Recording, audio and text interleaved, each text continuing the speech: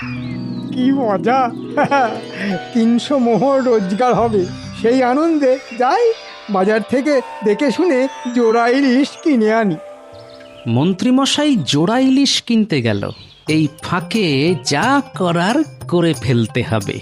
মন্ত্রী গিন্নি এখন হয়তো পুজোর ঘরে, এদিক ওদিক ভালো করে দেখতে হবে। আ, আ, আ, যা অনুমান করেছিলাম ঠিক তাই। এবার দেখো মন্ত্রী মশাই আমার খেলা।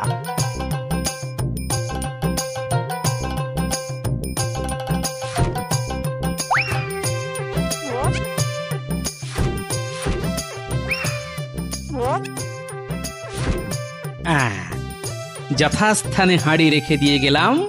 নে, এবার যত